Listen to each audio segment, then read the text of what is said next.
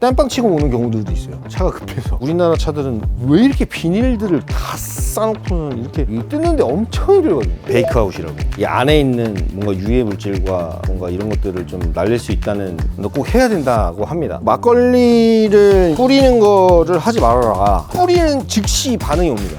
안녕하십니까, 골광입니다. 신차를 받았을 때 신차 검수에 대해서 궁금해하시는 분들이 많을 거라고 생각이 듭니다. 이제 신차 검수를 보통 직접 하시진 않으시죠. 업체에서 어떻게 어떤 부분들과 어떤 거를 중점적으로 보고 하는지를 알려드릴 거고요. 관리를 어떻게 하는지에 대해서도 아무튼 뭔가 생각하지 못했던 것들이나 알고 계셨던 것들도 한번 짚어볼 수 있는 시간이 될 수 있었으면 좋겠습니다.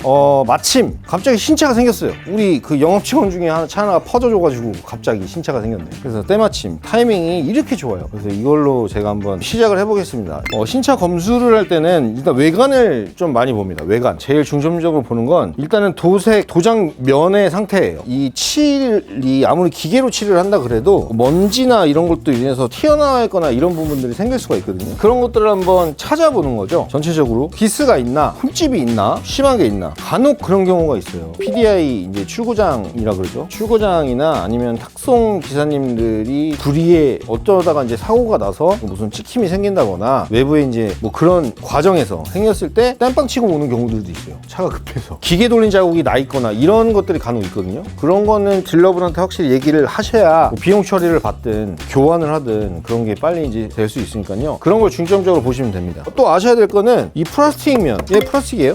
범퍼, 사이드 미러, 플라스틱. 이게 수입차들이나 좀 비싼 차들은 이 차대가 알루미늄으로 된 애들이 있어요. 이건 자석 같은 걸로 대범합니다. 이렇게 붙잖아요? 철판이에요. 그냥. 본넷도 이제 보통 알루미늄으로 만드는데 이거 봐, 안 붙잖아.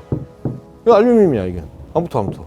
이걸 말씀드리는 이유는 플라스틱과 이 철판에 뿌리는 이 칠이 신차임에도 불구하고 색상 차이가 날 수 있어요. 기본 판의 이 차이 때문입니다. 철판과 플라스틱의 차이. 그러니까 뭐 칠이 잘못된 게 아니에요. 그걸 꼭 아셔야 돼요. 나중에 뭐 차 잘못됐다고 그러시면 안 되니까. 일단 제가 티를 한번 찾아보긴 할게요. 뭐 어디 있나? 이렇게 그냥 이렇게 보는 것보다 옆으로 사선으로 이렇게 보는 게 훨씬 더 잘 보여요. 이게 뭐가 튀어나와 있고 안 튀어나와 있고 보이거든요. 일단 이 위에는 별 문제가 없고요. 문짝도 옆에서 이렇게 봅니다. 옆에서 이렇게 보면 조명을 하나 들고 다니시면서 확인을 하시는 게 좋아요. 후레쉬 같은 거 이런 식으로 검수를 하고요. 그리고 만약에 티끌이 있다면 얘기를 합니다. 그런다고 차량 교환을 요청하기에는 또 요즘에 차 막 한 번 봤는데 막 재고차 아닌 이상은 뭐 6개월 1년씩 기다리는데 1년 더 기다리셔야 되는데 뭐 이러면서 얘기를 하긴 해요. 근데 이제 일단 내용은 알고 있어야 되니까 외관적으로만 봅니다. 이런 단차에 엄청 또 신경을 많이 쓰세요. 뭐 재봐요. 이렇게 여기 재고 여기는 또 어떠냐? 비슷하네? 이러면 괜찮은 거고 이 틈새를 이제 양쪽으로 비교를 해보시는 거예요. 이걸로 확인하시면 되고 기본적으로 확인할 수 있는 동작들 뭐 이런 거 이 문이 잘 열리고 닫히느냐 뭐 이런 식으로 뭐 주유구 같은 것도 다 손으로 눌러서 하는 거기 때문에 잘 작동하는지 확인해 보시고요. 트렁크도 마찬가지로 이건 자동이 아니니까 이렇게 잘 열리는지 가스 쇼버 작동이 잘 하는지 뭐 이런 데도 한번 들여다보시고 요즘에는 스페어 타이어를 다 넣지 않기 때문에 이런 킷으로만 넣어놓습니다. 이 공간을 아예 모르시는 분도 있더라고요. 여기 보면은 이렇게 뭐 자키랑 견인고리예요. 견인고리. 그리고 내장재도 한번 싹 훑어봅니다. 어디 뭔가 파손이 된 데가 있나 없나 뭐 의자 뭐 잘 접히냐 안 접히냐 막 이런 것도 다 일단 문제 없죠. 폴딩도 잘 되는 걸 봤고 근데 저는 이제 의문인 게 우리나라 차들은 왜 이렇게 비닐들을 다 싸놓고는 이렇게 뜯는데 엄청 힘들거든요. 자 그리고 이제 시동을 겁니다. 시동을 걸고 작동이 다 잘 되는지 확인을 해요. 이렇게 자 하이브리드라 조용하죠? 조명 들어오는지 안 들어오는지 확인을 합니다. 잘 들어오고 있어요. 이런 전기장치들이 잘못되는 경우는 거의 없기 때문에 이런 것들은 그냥 한 번씩 해보시고요. 내비게이션 나중에 등록하시면 되고 에어컨 잘 나오는지 확인하시고 이 정도로 검수를 해주시고요. 만약에 뭐 안이 궁금하시다 그러면 에바가 있으니까 이런 상태를 한번 보십니다. 이런 데는 다 떼어주시는 게 좋아요. 뭐 신경 크게 안 쓰시는 분들은 놔둬도 되는데 나중에 더 보기 싫어질 수가 있어요. 이런 게 눌러붙어서 이게 지금은 이렇게 떨어지지만 나중에는 진짜 안 떨어지거든요. 이렇게 싹 한번 봅니다. 내 차 엔진룸이 이렇게 생겼구나. 이렇게 싹 보고 이런 재미로 다 떼버려요. 이런 거 뭐로 붙이는 거야? 자, 문제 없습니다. 그 다음에 이제 대리점에서 다 이제 작업이 들어가는데요. 틴팅은 지금 이렇게 안이 훤히 들여다 보이는 거를 가리기 위함도 있고, 지금도 뭐 땡배달에 세워놓고 있어서 뭐 아직도 열이 막 후구고 합니다. 이제 이런 것들을 조금 막아주고자 하는 경우도 있으니까 틴팅은 꼭 해주시는 게 좋고, 이왕하는 거 본인이 선택을 하셔서 좋은 거를 잘 맞는 거를 선택하셔서 하시면 되고요. 이런 것들 잘 못 찾는 부분이 있어요. 이런 것도 그냥 베끼는 거예요. 늘러붙으면 안 돼요. 이제 이거 있죠.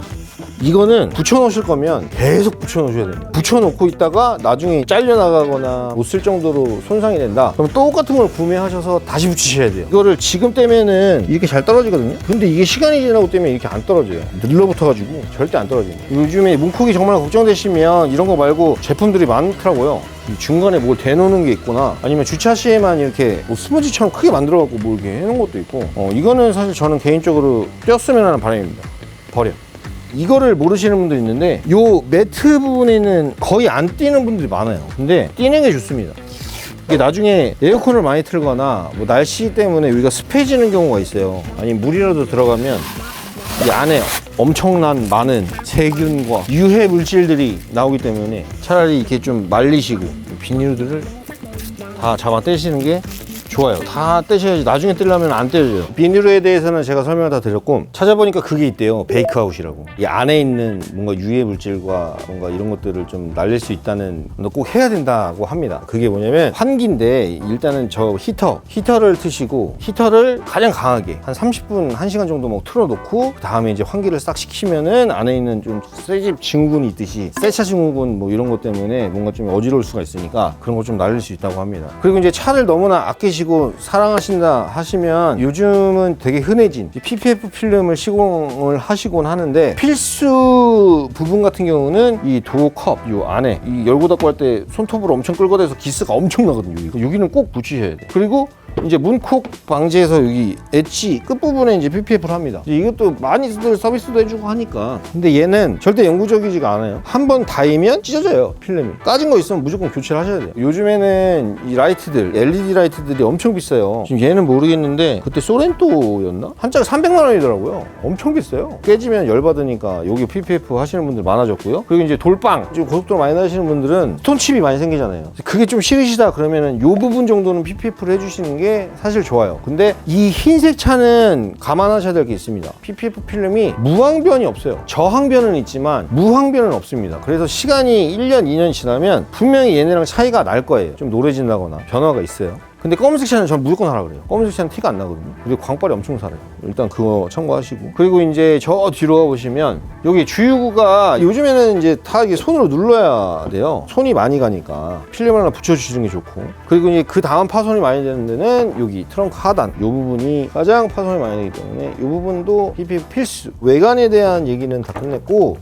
이게 엔진 오일은 사실 저 같은 경우도 저는 신차 샀을 때 2000km 오일을 한번 갈았어요. 바바바바바바바 이렇게 움직이면서 이제 이 쇳길이 막 이렇게 마찰이 생긴단 말이에요. 근데 거기서 불이 안 나게 위해서 부동액도 있는 거고 오일도 쓰는 건데, 어쨌든 새 거기 때문에 자리가 잡히기 전까지 갈리는 건 있을 거란 말이에요. 그게 이제 엔진 구조상 밑으로 다 가라앉긴 하겠지만, 그러니까 그걸 한 2000km대쯤 한번 빼주는 게 좋지 않나 라는 제 개인적인 생각도 있고, 제가 이제 학교 다닐 때도 그렇게 교수님한테 들었었고, 그리고 저는 아직까지도 이제 풀리지 않는 의심? 자동차 길들이기 과연 필요한가? 그래서 제가 매뉴얼 한번 찾아보라고 했더니 매뉴얼이 있긴 있대요. 몇만 킬로 안까지는 따라주시는 게 차의 수명에 좋다니까 참고하시면 좋을 것 같습니다.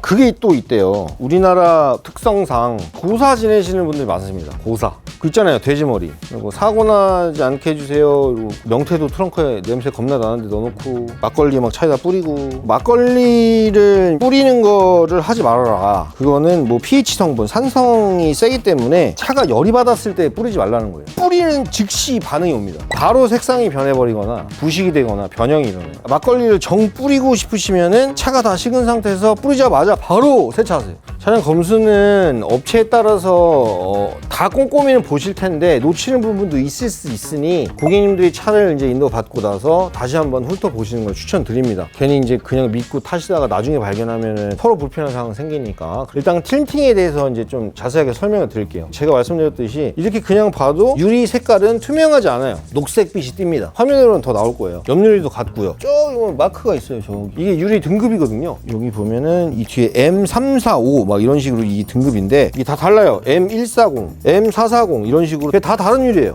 M430 얘가 분명히 솔라글라스라 그래서 열차단율과 자외선 차단율이 아예 안 나오진 않습니다. 우리가 테스트기를 재보면 얘네도 이제 가시광선 투과율과 적외선, 뭐 자외선 이런 차단율이 어느 정도는 갖고는 있어요. 근데 그런 걸로는 우리는 부족하다. 절대 부족하다. 자외선 차단율이 100%가 아닌 이상 95%면 그 5%로 모든 걸 변색시킬 수 있다는 거예요. 시간 차이일 뿐. 보증기간 긴 필름들을 선택하셔서 하시는 게 좋고요. 차 정말 좋은 거 골라놓고서는 운전할 때마다 막 뜨겁거나 막 이런 거 느끼시면 좀 그렇잖아요. 그러니까 이왕 선택하신 거 타실 때도 쾌적하게 타실 수 있게 더 쾌적하게 만들 수 있는 건 선택밖에 없어요. 에어컨 같은 거를 틀고 히터를 튼다 해도 그거를 더 낮게 갖고 갈 수 있거든요. 4단 틀 거 2단만 틀어도 되는 환경을 만드실 수 있으니까 선택을 하시면 되고요. 우리나라는 가시광선 투과율, 그러니까 이 농도 밖에서 보이느냐 안 보이느냐 이 프라이버시에도 굉장히 신경을 많이 쓰시기 때문에 외관이 달라져요. 이렇게 봤을 때 홀딱 벗고 있는 뭔가 이 되게 부끄럽고 창피한 느낌 다 보여주는 느낌. 하지만 우리는 이제 썬팅 필름을 시공함으로써 떳떳해지고 자유로워진다. 차값이 싸다고 싼 필름을 해야 된다? 이건 아니에요.